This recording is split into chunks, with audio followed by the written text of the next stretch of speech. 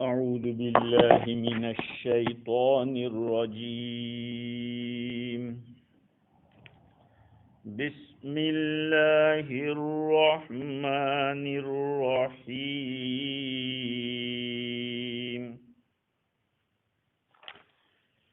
ولقد أخذنا آل فرعون بالسنين ونقص من الثمرات لعلهم يذكرون. فإذا جاءتهم الحسنة قالوا لنا هذه وَإِن تُصِبْهُمْ سَيِّئَةٌ يَطَّيَّرُوا بِمُوسَى وَمَن مَّعَهُ أَلَا إِنَّمَا طَائِرُهُمْ عِندَ اللَّهِ وَلَكِنَّ أَكْثَرَهُمْ لَا يَعْلَمُونَ. وقالوا مهما تأتنا به من آية لتسحرنا بها فما نحن لك بمؤمنين. صدق اللہ العظیم. معزز سامعین، بزرگوں، پیارے بھائیوں، سننے والی خواتین، مائیں اور بہنیں، گزشتہ مجلس میں آپ حضرات کی خدمت میں موسیٰ علیہ السلام کا اپنی قوم کو وعدہ کرنا اور صبر و استعانت باللہ کا حکم دینا، اللہ سے مدد چاہو اور صبر کرو، اس کی تلقین کرنا، اس کا ذکر تھا. اور آخر میں موسیٰ علیہ السلام نے ان کو اطمینان دلایا تھا کہ امید ہے کہ اللہ تعالیٰ تمہارے دشمن کو ہلاک فرما کر تمہیں ان کا نائب بنائے گا، لیکن آخر میں دیکھے گا کہ تم عمل کیسے کرتے ہو.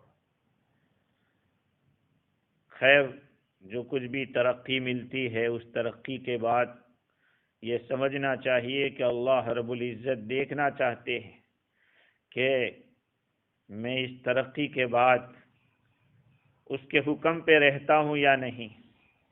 خیر، آج آپ حضرات کی خدمت میں آیت نمبر 130 سے لے کر 132 تک کی تلاوت کی ہے، جس کا ترجمہ یہ ہے کہ حق سبحانہ و تعالی فرماتے ہیں کہ ہم نے آل فرعون کو پکڑا، قحط کے اندر، قحطوں میں پکڑا، اور پھلوں کی کمی کے اندر پکڑا تاکہ وہ نصیحت حاصل کریں. فَإِذَا جَاءَتْهُمُ الْحَسَنَةُ قَالُوا لَنَا هَٰذِهِ. لیکن ان کی عادت کیا تھی؟ جب ان کے پاس کوئی بھلائی پہنچتی تو کہتے کہ یہ تو ہم اس کے حقدار تھے، یہ تو ہمارے ہی لیے آیا ہے. وَإِن تُصِبْهُمْ سَيِّئَةٌ يَطَّيَّرُوا بِمُوسَى وَمَن مَّعَهُ. اگر ان کو کوئی مصیبت پہنچتی، کوئی برائی پہنچتی تو وہ بدفعلی لیتے تھے موسیٰ علیہ السلام اور آپ کے ساتھیوں سے کہ یہ نحوست ہے ان لوگوں کی.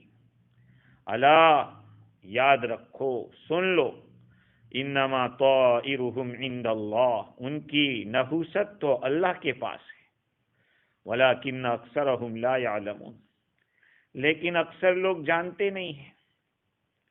وقالوا، فرعون اور اس کی قوم نے یہ کہا، مہما تأتینا به من آیت لتسحرنا بها فما نحن لك بمؤمنین.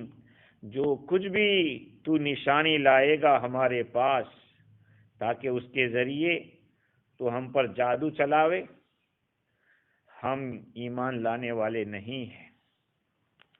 یہ 3 آیتیں میں نے پڑھی تھی جس کا ترجمہ کیا. ما قبل سے اس کا ربط بقول مولانا ادریس کاندلوی رحمۃ اللہ علیہ کے یہ ہے کہ موسیٰ علیہ السلام نے اوپر کی آیات میں اپنی قوم کو یہ وعدہ فرمایا تھا کہ حق تعالی ان کو ہلاک کر دے گا، ان قریب تمہارا دشمن ہلاک ہو جائے گا۔ کیسے ہلاک ہوگا؟ کیا شکل ہوگی؟ اللہ تعالیٰ نے اس کی تفصیل کو ان آیات میں بیان کیا۔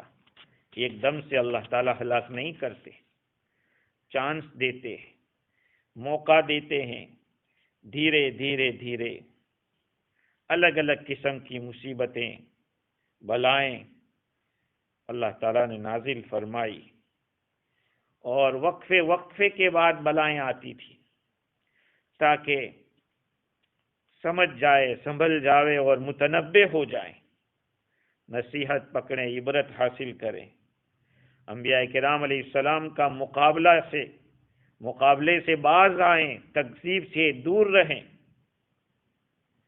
جب اتنی ساری وارننگ اور اتنی ساری مصیبتوں کے بعد بھی نہیں مانا تو آخر میں پھر ان کی جڑ کاٹ دی، غرق آب کر دیا گیا، ان کو ڈبو دیا گیا۔ اللہ تعالیٰ نے ان آیات کے اندر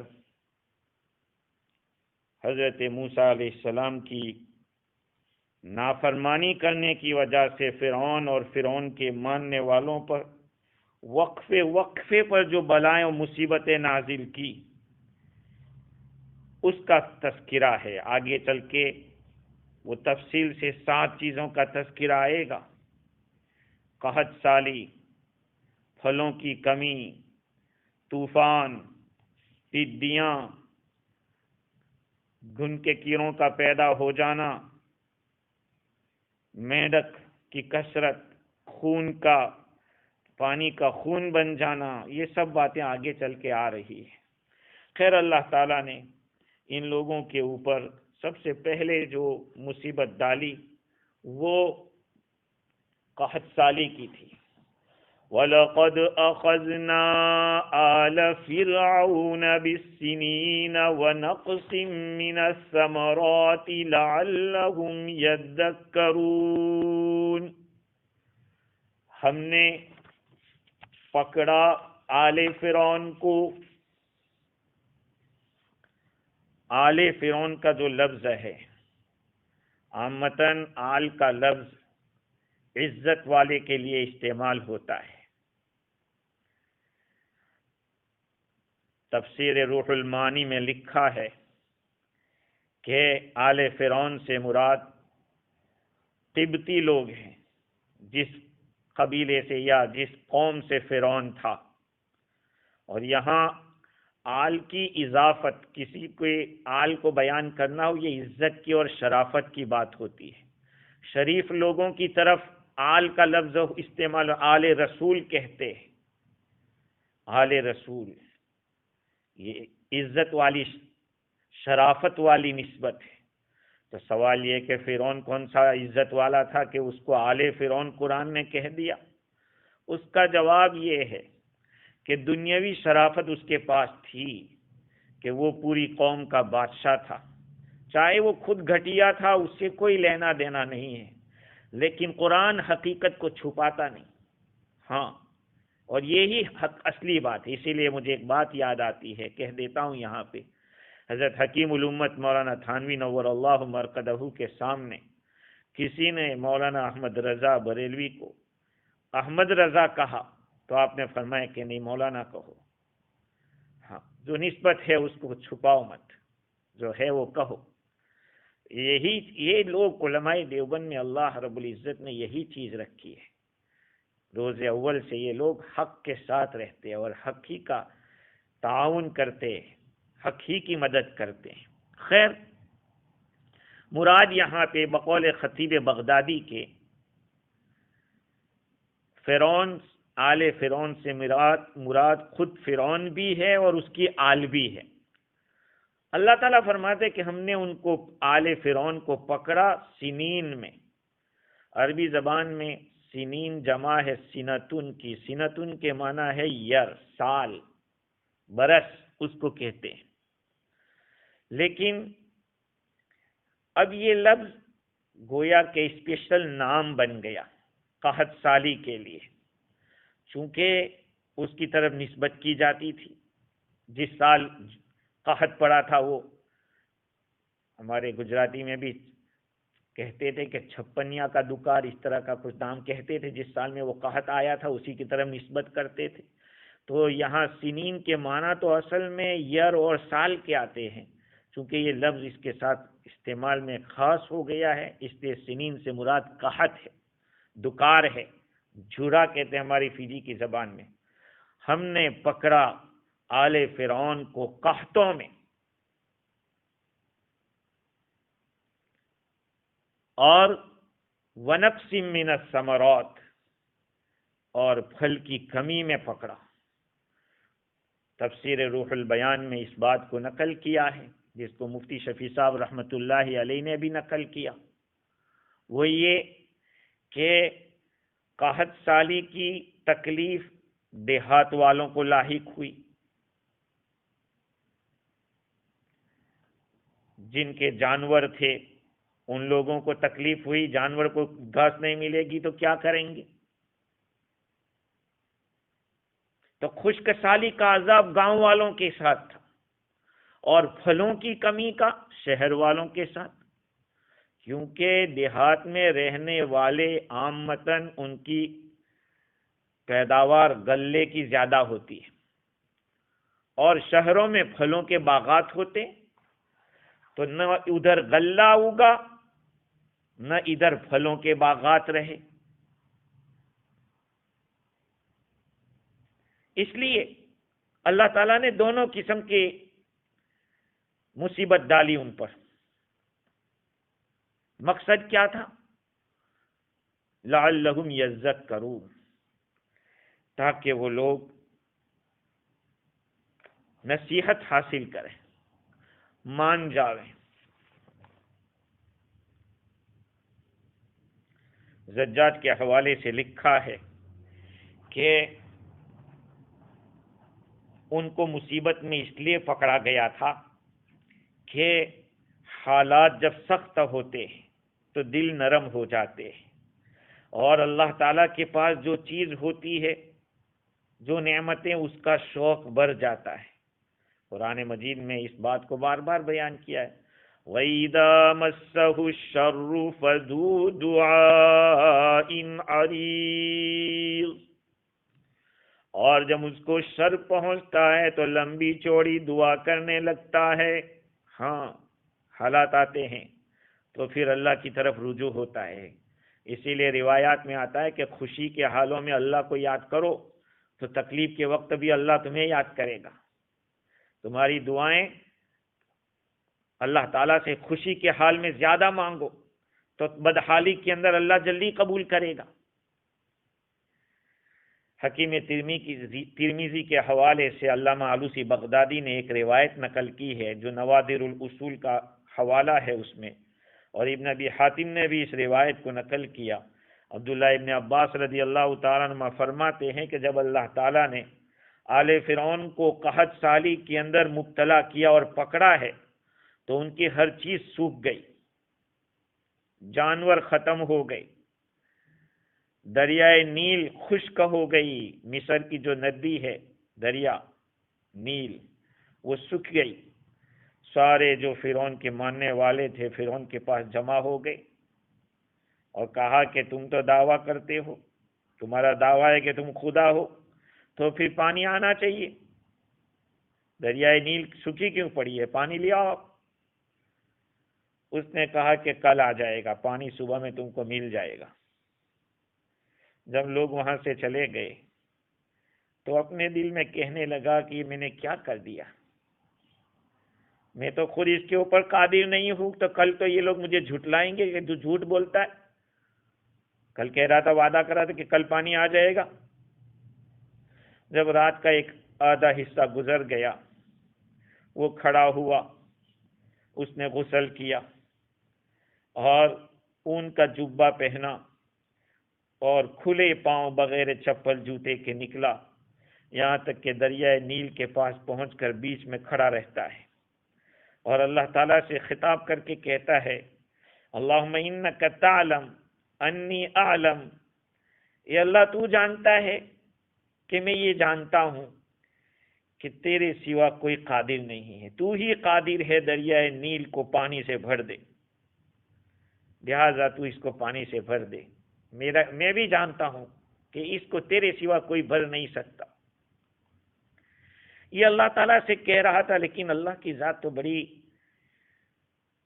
رحم والی ہے، کتنا بڑا ظالم کیوں نہ ہو، جب اس کے سامنے جھک جاتا ہے اور اقرار و اعتراف کر لیتا ہے تو ادھر سے نوازش ہو جاتی ہے۔ فرعون بیچ میں ہی کھڑا تھا اور اللہ کے سامنے عاجزی کر رہا تھا، اس نے وہیں کھڑے کھڑے پانی کی کھرکھراہٹ کی جو آواز تھی وہ سنی کہ ادھر پانی کی آواز آ رہی ہے، تو وہ دریائے نیل سے نکلا اور دیکھا کہ پانی سے بھر گئی ہے نیل، اس میں خوب پانی آ گیا۔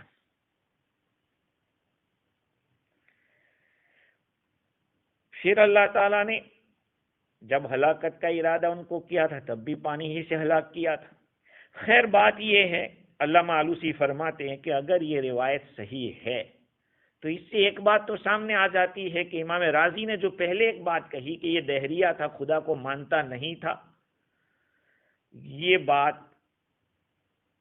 پھر قابل اعتبار نہیں رہتی، کیونکہ یہ تو جانتا ہے کہ اللہ ہے اور وہی پانی برسا سکتا ہے۔ یہ روایت اگر صحیح ہے تو پھر وہ دہریہ نہیں تھا۔ خیر، اللہ تعالیٰ فرماتے کہ ہم نے ان کو پکڑا تھا اس لیے تاکہ وہ نصیحت حاصل کرے، تمرد اور عناد کے راستے سے ہٹے اور تابعداری عبدیت کی طرف آوے، اس لیے کہ حالات میں سختی کا ہونا دلوں کو نرم کرتا ہے اور اللہ کے پاس جو نعمتیں ہیں اس کا شوق دلاتا ہے۔ یہاں پہ معتزلہ کہتے ہیں کہ یہ آیت دلالت کرتی ہے اس بات کے اوپر کہ اللہ تعالیٰ نے یہ ان کو اس لیے پکڑا تھا کہ وہ نصیحت حاصل کریں، لیکن اس لیے نہیں کہ وہ کفر کے اوپر لگے رہیں، ان کو تو نصیحت کے ارادے سے اللہ تعالیٰ نے پکڑا تھا، اس لیے نہیں کہ وہ کفر کے اوپر اڑے رہے۔ اس کا جواب واحدی نے دیا کہ قرآن مجید میں اللہ تعالیٰ نے ابتلا، آزمائش، جھانچنا، یہ اس معنی میں ہے کہ اللہ تعالیٰ ان کے ساتھ معاملہ ایسا کرتے ہیں جیسے کہ کوئی ممتحن، امتحان لینے والا، آزمائش کرنے والا کرتا ہو، ورنہ اللہ کو تو معلوم ہے کہ یہ کتنے سیدھے ہیں اور کہاں تک ماننے والے ہیں، وہ تو پہلے سے جانتا ہے، لیکن اس کا معاملہ اس طرح کا ہوتا ہے جیسے آزمائش لینے والا آزمائش لیتا ہے۔ خیر، لعلہم یذکرون کا ترجمہ آلوسی نے یہ کیا ہے تاکہ وہ نصیحت حاصل کریں اور جس تمرد کے اوپر اور سرکشی کے اوپر اڑے ہوئے ہیں اس کو چھوڑ دے، یا یہ کہ اللہ کو یاد کرے اور اللہ کے سامنے گریہ وزاری کرے، التجا کرے اللہ تعالیٰ سے، یا یہ کہ ایک مطلب یہ بھی ہے تاکہ وہ سمجھیں کہ فرعون کسی چیز پر قدرت نہیں رکھتا، اگر فرعون خدا ہوتا اور معبود ہوتا تو یہ مصیبت کو ٹال دیتا، لیکن نہیں ہے، اس لیے نہیں ٹال رہا ہے۔ اس آیت سے ایک بات یہ بھی معلوم ہوتی ہے کہ سخت تکلیفوں کا آنا، مصائب کا آنا، پریشانیوں کا آنا، یہ بیداری کا سبب ہے، آدمی کو بیدار کرنے کے لیے آتی ہے، عبرت حاصل کرنے کے لیے آتی ہے۔ اگر لکی آدمی اور نصیبدار آدمی ہے، عقل مند آدمی ہے تو وہ تو لے لیتا ہے، اور جو بدبخت ہے ان کو بہت زیادہ نعمتوں کا مل جانا یہ سب چیزیں نصیحت نہیں لینے دیتی، ان کو بیدار نہیں کر سکتی۔ اس لیے کہا جاتا ہے کہ بکوشش نہ رویت گل از شاخ بیت، نہ زنگی بگرما بگردت سفید۔ آپ کتنی محنت کر لو، کتنی کوشش کر لو، لیکن بید کی لکڑی کے اوپر کبھی پھل نہیں آئے گا۔ جو لکڑی صرف لکڑی ہی ہوتی ہے، گنے کی طرح جو لکڑی ہوتی ہے اس پہ کوئی پھل نہیں آتا ہے۔ گنے کی بات نہیں کر رہا ہوں، لیکن یہ کہ جو بیڈ کی لکڑی آتی ہے اس کے اوپر کبھی پھل نہیں آئے گا. جیسے کہ کوئی کالا حبشی آدمی ہو تو وہ چاہے اس کو کتنا گرمایا جائے یا کچھ بھی کیا جائے اس سے تھوڑی سفید ہو جائے گا. ایسے ہی جو بدبخت ہے وہ نصیحت نہیں حاصل کرتا ہے. آگے اللہ تعالیٰ ان لوگوں کی اور ایک قباحت کو بتلاتے ہیں کہ یہ تو بہت زیادہ بگڑے ہوئے تھے. ان کی حالت یہ تھی کہ جب کوئی اچھائی پہنچتی تو کہتے کہ تو ہم اسی کے لائق ہیں اس لیے ہم کو مل رہی ہے، اور اگر کوئی تکلیف آ جاتی تو کیا کہتے کہ یہ تو موسیٰ اور اس کے ماننے والوں کی نحوست کی وجہ سے ایسے حالات ہمارے اوپر آ رہے ہیں. اللہ تعالیٰ فرماتے ہیں فَإِذَا جَاءَتْهُمُ الْحَسَنَةُ قَالُوا لَنَا هَٰذِهِ، جب ان پر خوشحالی آ جاتی ہے تو کہتے ہیں کہ یہ تو ہمارے لیے ہی ہونا چاہیے، یعنی ہم خوش قسمت ہے، نصیب دار ہے، اس لیے یہ چیزیں ہم کو ملنی چاہیے، ہم تو لائق تھے اس لیے تو ہم کو ملا. یہ نہیں کہ اس کا وہ شکریہ ادا کرتے، اللہ کی طرف سے سمجھتے اور اس کا کہنا مانتے. وَإِن تُصِبْهُمْ سَيِّئَةٌ يَطَّيَّرُوا بِمُوسَىٰ وَمَن مَّعَهُ، اگر ان کو کوئی برائی پہنچتی ہے تو حضرت موسیٰ علیہ السلام ان کے ساتھیوں کی نحوست بتلاتے ہیں. مصیبت آئی ہے موسیٰ اور ان کے ساتھیوں کی نحوست کی وجہ سے. یہ نہیں کہ وہ اپنے برے اعمال جو کفر شرک ہے، نبیوں کو جھٹلانا ہے، اس کی شامت ہے، یہ سمجھ کر توبہ کرتے، لیکن ان کے اندر یہ بات نہیں ہے. دیکھیے اذا جاتہم الحسنہ، ابن عباس رضی اللہ عنہ فرماتے ہیں کہ الحسنۃ سے مراد گھاس ہے، ہریالی ہے، پھل ہے، جانور ہے، روزی میں وسعت ہے، عافیت و تندرستی اور سلامتی ہے، یہ ساری چیزیں بھلائیاں ہیں. جب اللہ تعالیٰ کا قہر ہوتا ہے تو صحیح بات سمجھ میں نہیں آتی، اور فرعون کی قوم اسی قہر خدا میں مبتلا تھی. یہ اللہ تعالیٰ کے قہر کے اندر مبتلا تھی. اسی لیے اللہ تعالیٰ کی طرف سے جب ان کو کوئی نعمت ملتی تھی یا کوئی اچھائی ملتی تھی تو وہ یہ کہتے تھے کہ یہ تو ہمارے ہی لیے ہے، لنا ہاذی، ہمارے ہی لیے یہ ہے. اور اگر کوئی مصیبت آتی، مصیبت میں جیسے کہ قحط سالی ہے، خشک سالی، بارش کا نہ برسنا، بارش برسے لیکن کھیتی کا نہ اگنا، بیماری کا آ جانا، یا کوئی مصیبت کا، پریشانی کا آ جانا، یہ ساری چیزیں جب برائیاں ہیں اگر پہنچتی تو کیا کہتے یطیروا بموسیٰ ومعہ. اللہ رب العزت نے اس کلام کو جو بیان کیا ہے بڑے عجیب انداز میں، جو آدمی گرامر جانتا ہے یا عربی سمجھتا ہے وہ تو اچھی طرح سمجھے گا، لیکن میں سمجھا رہا ہوں آپ کو، کوشش کر رہا ہوں کہ دیکھو اللہ تعالیٰ نے بھلائی کو جب بیان کیا تو ایذا کے ذریعے، اذا جاءتہم الحسنہ، ایذا کا لفظ یقین کے معنی میں ہوتا ہے. اذا جاء نصر اللہ والفتح، جب اللہ تعالیٰ کی مدد اور فتح آنے لگے، یعنی آنا یقینی ہے. اذا کا لفظ جب آتا ہے تو وہ یقین کا معنی دیتا ہے. ان لوگوں کے پاس جب بھلائی آتی یعنی وہ یقیناً آتی تھی. اور دوسری بات یہ ہے کہ جہاں برائی کو بیان کیا وہاں الحسنہ کو الف لام کی ٹوپی کے ساتھ بیان کیا تھا، اور وَإِن تُصِبْهُمْ سَيِّئَةٌ يَطَّيَّرُوا میں سیئۃ کو بغیر اس کے نکیرہ لائے کوئی برائی پہنچتی تو ان کے ساتھ اس کو بیان کیا. لفظ ان کے اندر یقین نہیں ہوتا، وہ شک کا معنی ہوتا ہے. کبھی کبھار مصیبت آ گئی تو ان کو بھلائیاں زیادہ ملتی تھی، مصیبت تو کبھی کبھار آتی تھی. یہ ہے اس کا معنی. علامہ آلوسی نے یہ بتلایا کہ بھلائیاں بکثرت ملتی تھی، چونکہ یہ اللہ تعالیٰ کی ذات کے ساتھ تعلق رکھتی ہے۔ رحمت کا حاصل ہونا، اللہ رب العزت نے کوئی کنڈیشن نہیں لگائی کہ میں اپنی رحمت اس کے ساتھ دوں گا۔ ہاں، اللہ کی پکڑ جب آئے گی تو اس کی تو کنڈیشن ہے کہ تم نہیں مانو گے تو پھر مصیبت آئے گی، تمہارے اعمال صحیح نہیں ہوں گے تو پھر تمہارے اوپر پریشانیاں آئے گی۔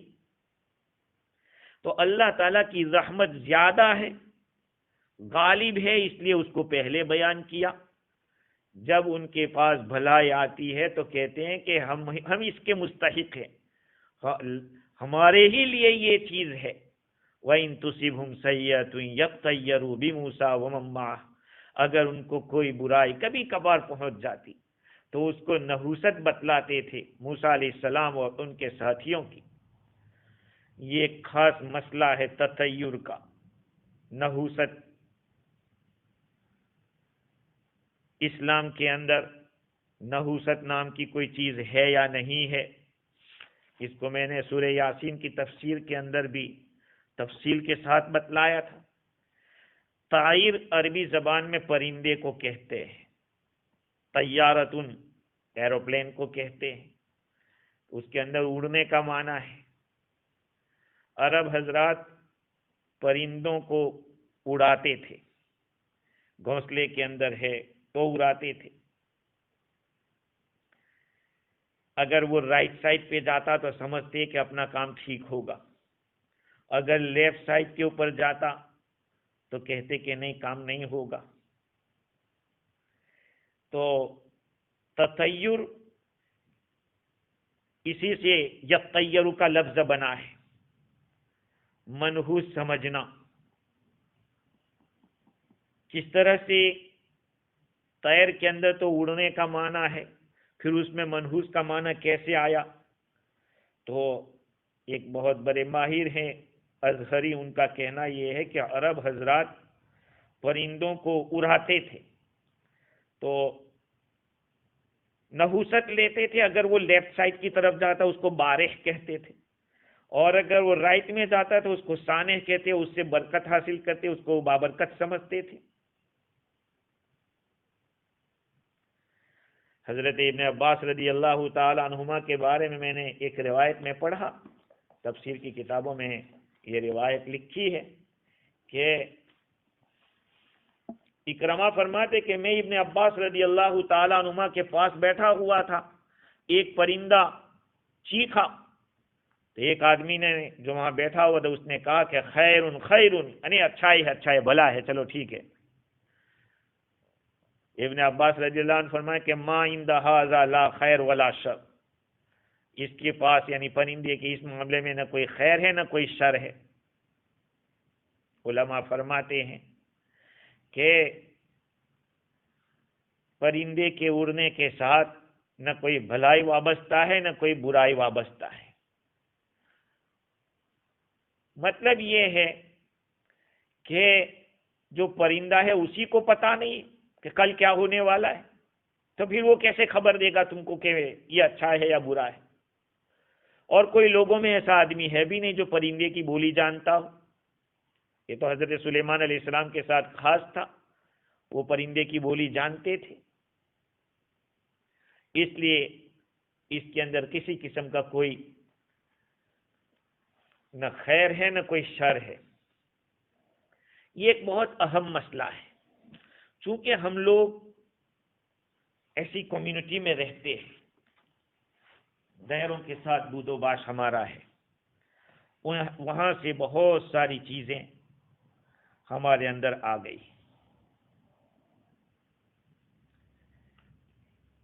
منحوس سمجھنا، حضور اکرم صلی اللہ علیہ وسلم نے اس کے بارے میں بڑی تفصیلات بتلائی، کیونکہ عرب حضرات کے اندر بھی یہ چیز تھی، بد فعلی لینا، نیک فعلی لینا، یہ چیزیں ان لوگوں میں پائی جاتی تھی۔ جب اسلام آیا تو اسلام نے بدفعلی کو تو منع کر دیا کہ اسلام میں کسی قسم کی بدفعلی نہیں ہے، البتہ نیک فعلی ہو سکتی ہے، حدیث میں تو یہاں تک آیا کہ الطیرۃ شرک، بدفالی لینا شرک ہے، الطیرۃ شرک، الطیرۃ شرک۔ چونکہ اس زمانے میں لوگ سمجھتے تھے کہ پرندے کے اس طرح سے خیر آ سکتی ہے، برائی آ سکتی ہے، یا کوئی برائی کو دفع کر سکتے ہیں۔ حضور صلی اللہ علیہ وسلم نے فرمایا کہ اللہ کے ساتھ شرک کیا۔ حضرت عبداللہ فرماتے ہیں کہ جو آدمی اپنے گھر سے نکلا اور پھر اس وجہ سے واپس آ گیا کہ اس نے پرندے کو الٹی سمت میں جاتے ہوئے دیکھا تھا، تو رجع مشرکن او عاصیا، کہا کہ یا تو وہ مشرک بن کے واپس ہوا ہے یا یہ کہ گنہگار بن کے آیا ہے۔ اور ایک حدیث میں یہ بھی ہے کہ لیس عبد الا سیدخل قلبہ الطیرہ، ہر بندے کے دل میں یہ بدفالی داخل ہوتی ہے، ہر ایک کے دل میں آتا ہے، بلی کے بارے میں، کتے کے بارے میں، جیسے غیروں سے جو کچھ سن رکھا ہے۔ بہت ساری باتیں میرے بھائیوں ہمارے یہاں ایسی الٹی چل رہی ہے۔ بعض جگہ تو ایسا ہے کہ اگر عقیقہ بچے کا ہوا ہے کہ اس کے ماں باپ نہیں کھا سکتے، بھائی کیوں نہیں کھا سکتے؟ کون سا گناہ ان لوگوں نے کیا ہے؟ بعض جگہ پہ ایسا ہوتا ہے کہ اس کا سر اور پایا نہیں کھا سکتے اس کو دفن کرنے کا، بھائی کیا وجہ ہے؟ یہ اللہ کی نعمت ہے، ناقدری نہیں ہے، کیوں ڈال رہے ہیں؟ حضور نے فرمایا کہ ہر بندے کے دل میں اس طرح کی بات تو آتی ہے۔ جب کبھی اس بات کو کوئی محسوس کرے تو اس کو چاہیے کہ یوں کہ اللہم لا طیر الا طیرک ولا خیر الا خیرک ولا الہ غیرک ولا حول ولا قوة الا باللہ ما شاء اللہ کان لا یأتی بالحسنات الا اللہ ولا یذهب بالسیئات الا اللہ واشہد ان اللہ علی کل شیء قدیر۔ یہ کہے کہ لا طیر الا طیرک، نحوست کچھ بھی نہیں ہے مگر تیری طرف سے جو طے ہے وہ، اور کوئی خیر نہیں ہے مگر جو تیری خیر لکھی ہوئی ہے وہ، تیرے سوا کوئی معبود نہیں، گناہوں سے پھیرنے والا، نیکیوں پر طاقت دینے والا اللہ کے سوا کوئی نہیں، اور اللہ جو چاہتا ہے وہی ہوتا ہے۔ لا یاتی بالحسنات الا اللہ، بھلائیاں اللہ ہی لاتا ہے، برائیاں اللہ ہی ختم کرتا ہے، اور میں گواہی دیتا ہوں کہ اللہ کے سوا اللہ تعالی ہر چیز کے اوپر قادر ہے۔ یہ روایات ہے جس کے اندر بتایا گیا کہ اس طرح کا ہونا یہ تو ہوگا، لیکن ہم لوگوں کو چاہیے کہ اپنے گھروں میں، اپنے معاشرے میں اس طرح کی جو باتیں چل رہی ہے اس کو نکالیں۔ ہاں، کسی پرندے کے کسی جگہ بیٹھ جانے سے یا کسی جانور کے بول دینے سے یہ سوچنا کہ کوئی مصیبت آئے گی یا کچھ ہونے والا ہے۔ اور ابن مسعود رضی اللہ تعالیٰ عنہ فرماتے ہیں کہ بدفالی تو نقصان اسی کو دے گی جو بدفالی لے گا۔ اب ایک آدمی ہے، یہ سوچا کہ اگر میں یہاں وہاں جاؤں گا تو میرا کام نہیں ہوگا، اور واپس آ گیا تو کام تو نہیں ہوا، کیونکہ اس نے بدفالی لی تھی۔ اس کے مقدر میں ہوتا تو ہو جاتا، لیکن گیا نہیں، بدفالی کو سامنے رکھ یہ سوچ کر کہ یہ پرندہ مل گیا ہے یا یہ جانور میں نے دیکھ لیا۔ بعض لوگوں کے، انسانوں کے بھی بارے میں ہوتا ہے کہ اس کا منہ جب دیکھتے ہیں کبھی کام نہیں ہوتا۔ یہ ساری چیزیں اسلام میں اس کی کوئی حقیقت نہیں ہے۔ میں نے پہلے بھی ایک قصہ کہا تھا کہ ایک بادشاہ صبح صبح شکار میں جا رہا تھا، شکار کے جاتے ہوئے راستے میں ایک آدمی مل گیا۔ بادشاہ نے کہا یہ منحوس مجھے ملا، اس کو جیل میں ڈال دو۔ بادشاہ نے جیل میں ڈلوا دیا اس کو، بیچارے کو۔ بادشاہ شکار میں سے جب شام کو واپس آیا تو اس آدمی کو جو جیل میں تھا اس کو نکالا اور کہا کہ جاؤ۔ تو کہا کہ بادشاہ سلامت ایک بات میں کہتا ہوں۔ کہا کیا؟ کہا میرے منحوس نہ ہونے کا تو یقین ہو گیا کہ آپ صحیح سلامت واپس آ گئے، لیکن آپ کے منحوس ہونے کا بھی یقین ہو گیا کہ میں نے صبح صبح آپ کو دیکھا تو مجھے جیل میں جانا پڑا، اور آپ تو صحیح سالم واپس آ گئے۔ معلوم ہوا کہ نحوست آپ کے اندر ہے، میرے اندر نہیں ہے۔ خیر، اب بعض روایات ایسی ہے جس کے اندر بعض چیزوں میں نحوست کو بتلایا ہے، جیسے کہ حدیث میں آیا کہ الشوم فی المرأۃ والفرس والدار، اگر نحوست ہو سکتی تھی تو عورت میں ہوتی یا گھوڑے میں ہوتی اور گھر میں ہوتی۔ عورت کی نحوست کیا ہے؟ اس کا بد اخلاق ہونا، اور بہت زیادہ مہر کا ہونا اور اولاد نہ ہونا، یہ ساری چیزیں اگر ہوتی تو اسلام میں تو نہیں ہے، کسی عورت میں کوئی نحوست نہیں، اگر ہو سکتی تھی، یعنی حدیث کا مطلب یہ ہے کہ ہو سکتی تھی تو ان میں ہوتی، لیکن اسلام میں تو ہے ہی نہیں نحوست نام کی چیز۔ اگر نحوست ہوتی تو گھوڑے میں ہوتی، گھوڑے کی نحوست کیا ہے کہ وہ مانتا نہیں، تابع نہیں ہوتا، اس کے اوپر جا کے اللہ کے راستے میں جان کی بازی نہیں لگائی جا سکتی۔ مکان کی نحوست یہ ہے کہ تنگ ہے، پڑوسی اچھے نہیں ہے، یہ سب باتیں مکان کے لیے جتنا مکان کے فائدے ہونے چاہیے وہ فائدے حاصل نہیں ہو رہے ہیں۔ تو حضور اکرم صلی اللہ علیہ وسلم نے ان تین چیزوں کو اس لیے قرار کے بتلایا کہ ہو سکتی تھی تو ان میں ہوتی، کیونکہ ان تین چیزوں سے نقصان اکثر و بیشتر ہوتا رہتا ہے، یا یہ آفت کے قریب ہوتے ہیں، انسان اس میں مبتلا ہو جاتا ہے، اس وجہ سے حضور نے فرمایا۔ باقی حقیقت یہ کہ اسلام میں نحوست نام کی کوئی چیز ہے نہیں۔ اب یہ لوگ نحوست لے رہے تھے، اور وہ بھی حضرت موسیٰ علیہ السلام اور آپ کے ماننے والے۔ پہلی بات تو یہ ہے کہ یاد رکھے کہ بدفالی اور نیک فالی دو الگ الگ چیزیں ہیں۔ کسی اچھی چیز کو دیکھ کر اچھا گمان رکھنا، یہ تو حضور اکرم صلی اللہ علیہ وسلم سے ثابت ہے۔ آپ صلی اللہ علیہ وسلم نیک فالی لیتے تھے، جیسے کہ استسقاء جب بارش کے تلاش کرنے، بارش کے لیے دعا کے لیے نکلتے ہیں تو کیا کرتے ہیں؟ بعض فقہا کے نزدیک بارش کے لیے نماز بھی ہے، صلاۃ الاستسقاء جس کو کہتے ہیں۔ تو اس استسقاء کی نماز پڑھنے کے بعد جو چادر پہنی ہے یا ٹوپی پہنی ہے اس کو الٹا لیتے ہیں، نیک فالی لیتے ہوئے کہ جیسے ابھی ہمارا حال ہے، اب اس نماز کے بعد حالت بدل جائے گی، جیسے ہم نے چادر الٹی ہے، پلٹائی ہے، تو حالت بھی اللہ تعالیٰ پلٹا دے گا۔ اس کو کہتے ہیں نیک فالی لینا۔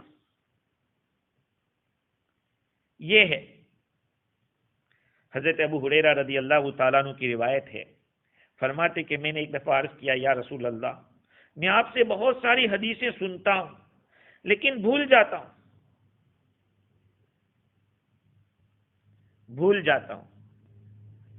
فرمایا کہ اپنی چادر بچھاؤ۔ ابو ہریرہ رضی اللہ تعالیٰ عنہ نے اپنی چادر بچھائی۔ آپ صلی اللہ علیہ وسلم نے اپنے ہاتھوں سے جیسے کہ کوئی چیز ڈال رہے ہیں اس چادر میں، ایسے آپ نے متفرق طور پہ کیا۔ پھر فرمایا کہ اس کو ملا لو، ملا لیا، اور کہا اپنے سینے سے لگا دو۔ کہا اس کے بعد کبھی میں کوئی بھولا نہیں۔ صاحب روح البیان لکھتے ہیں کہ یہ چادر کو پھیلانا، آپ صلی اللہ علیہ وسلم کا اس میں کوئی چیز ڈالنا اور پھر سینے اس کو ملا لینا، یہ ایک نیک فالی تھی۔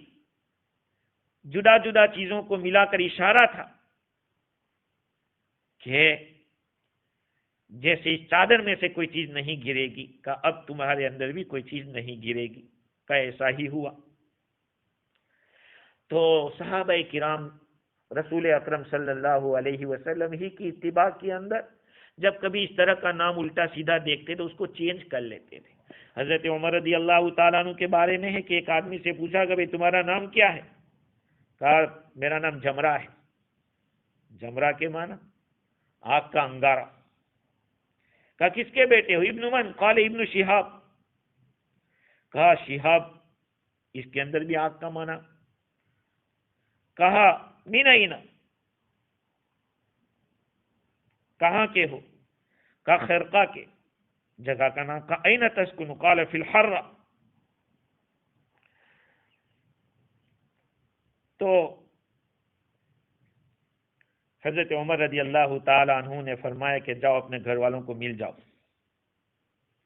سب نام ایسے ہی تھے، اس لیے کہ حرہ کے معنی کالے پتھر، ایسی زمین جو کالے پتھر والی ہو۔ خرقہ کے اندر پھٹنے کا معنی ہے، ادھر آگ کا معنی ہے۔ ادرک اہلک فقد احترقوا، جاؤ اپنے گھر والوں کو ملو، وہ جل چکے۔ وہ آدمی گیا تو ان لوگوں کو جلے ہوئے پایا۔ حضرت عمر رضی اللہ تعالی عنہ نے ایک آدمی سے مدد کچھ حاصل کی تو پوچھا اس کو کہ بھئی تمہارا نام کیا ہے؟ کہا میرا نام ظالم بن سراق ہے۔ ظالم بن سراق، سراق کے معنی چوری کرنے والا اور ظالم کے معنی ظلم کرنے والا۔ فرمایا کہ تو ظلم کرتا ہے اور تیرا باپ چوری کرتا ہے، اس سے مدد نہیں لی، کہا بھائی مجھے نہیں کام لینا ہے تجھ سے۔ تو برے ناموں سے وہ لوگ پرہیز کرتے تھے، اس کو چینج کر لیتے تھے۔ خیر، یہ اس وجہ سے کہ اچھے نام کے اندر بھی خیر ہوتی ہے، اچھا نام سن کر آدمی کو خوشی بھی ہوتی ہے، اور ایسا نام ہو جس کے اندر ہلاکت کا معنی ہو تو پھر کچھ آدمی کو کچھ اس کی وجہ سے دل کے اندر کوئی چیز پیدا ہوتی ہے۔ اور جیسے میں نے عرض کیا کہ ابن مسعود رضی اللہ عنہ فرماتے کہ جو نحوست لیتا ہے اس کو نحوست ملتی ہے۔ خیر، اللہ تعالیٰ فرماتے ہیں کہ یہ لوگ اتنے نکمے تھے کہ حضرت موسیٰ علیہ السلام جو ایمان والے تھے، پیغمبر تھے اور ان پر ایمان لانے والے تھے، ان لوگوں کو دیکھ کر کیا کہتے تھے؟ کوئی مصیبت آتی کہ یہ مصیبت ان کی وجہ سے ہے۔ اللہ تعالیٰ فرماتے ہیں الا انما طائرهم عند اللہ ولكن اکثرهم لا يعلمون۔ یاد رکھو ان کی نحوست اللہ کے علم میں ہے، ان کی نحوست اللہ کے پاس ہے، لیکن اکثر لوگ جانتے نہیں ہیں۔ یہ عبارت کیا معنی رکھتی ہے؟ الا انما طائرهم عند اللہ، یاد رکھو ان کی نحوست اللہ کے پاس ہے، ان کی نحوست کا سبب اللہ کے پاس ہے۔ علامہ آلوسی فرماتے کہ یہ کلام اللہ تعالیٰ کی طرف سے لایا گیا ہے رد کرنے کے لیے، ڈیفینس کرنے کے لیے۔ وہ جو کہتے تھے کہ نحوست ان لوگوں کی ہے ایمان والوں کی، اللہ تعالیٰ نے فرمایا کہ نحوست ان کی طرف سے نہیں، نحوست تمہاری جو ہے وہ اللہ کے پاس ہے۔ اللہ کا جو لفظ ہے وہ سامنے والے کو آگاہ کرنے کے لیے اور بتلانے کے لیے کہ بعد والا کلام بہت امپورٹنٹ ہے، اس کو ذرا دھیان سے سننا۔ اب کیا مطلب ہے ان کی نحوست اللہ کے پاس ہے؟ رازی نے اس کے دو مطلب بیان کی۔ ایک تو حضرت عبداللہ ابن عباس رضی اللہ عنہما کا ہے اور دوسرا قول ابو عبید کا۔ عبداللہ ابن عباس رضی اللہ عنہ فرماتے ہیں کہ ان کی نحوست اللہ کے پاس ہے، یعنی اللہ تعالیٰ کی طرف سے یہ سب کچھ آ رہا ہے، جو کچھ بھی برائی تکلیف آ رہی ہے وہ اللہ کی قضاء و قدر سے ہے، اللہ کے حکم سے ہے۔ تو طائرون کے معنی نحوست، جیسے کہ سورہ نمل کے اندر بھی اس کے اوپر بات کی تھی میں نے۔ فرہ کہتے ہیں کہ حضور اکرم صلی اللہ علیہ وسلم جب مدینہ المنورہ تشریف لے گئے، وہاں بھی کچھ حالات آتے تو یہود مدینہ حضور صلی اللہ علیہ وسلم کے بارے میں الٹی سیدھی بات کرتے تھے اور کہتے تھے کہ یہ سب بھاؤ بڑھ گئے، بارش کم ہو گئی، جب سے یہ لوگ آئے ہیں ہمارے یہاں چیزوں کے دام بڑھ گئے، ہمارے یہاں پانی کم ہونے لگا۔ حضور اکرم صلی اللہ علیہ وسلم نے ان کے اس بات کو رد کیا اور حضور نے فرمایا کہ لا فیرۃ ولا حام، یہ بدفعلی کوئی چیز نہیں ہے، کسی کو منحوس سمجھنا اس کی کوئی حقیقت نہیں۔ اور پرندہ الو جس کو کہتے وہ کہیں بیٹھ جائے اس سے کوئی نقصان ہوتا ہے؟ کہ اس سے بھی کچھ نہیں ہوتا۔ ہاں، نیک فعلی، اچھی بات، اچھا کلمہ کہنا یہ ہے۔ محمد رازی کے حوالے سے لکھا ہے، تقریباً آلوسی نے ہی لکھا ہے کہ یہاں پر فرق کرنا ضروری ہے۔ وہ کیا فرق؟ یہ پرندوں کے بارے میں کیوں لائے، پرندے سے ہی خاص لفظ کیوں نکالا؟ کہ انسان کی جو روح ہے وہ اور جانور اور پرندوں کی روح ہے وہ، ان دونوں میں فرق ہے۔ انسان کی روح انسانی صاف ہوتی ہے، قوی ہوتی ہے، ارواح بہیمیہ اور ارواح طیریہ سے، پرندوں کی جو روح ہیں اس سے۔ اب جو کلمہ انسان کی زبان کے اوپر جاری ہوتا ہے، جو بات انسان کے منہ پر آتی ہے، اس سے تو آدمی دلیل پکڑ سکتا ہے، لیکن پرندہ کا اڑنا اس سے تو، یا جانوروں کی حرکت اس سے تو کوئی معنی نہیں نکلتا، اس لیے کہ ان کی روحیں کمزور ہیں، تو ان کی بولی سے یا ان کے بیٹھنے سے یا ان کے پھرنے سے ان کے اڑنے سے کوئی معنی نہیں نکالا جا سکتا۔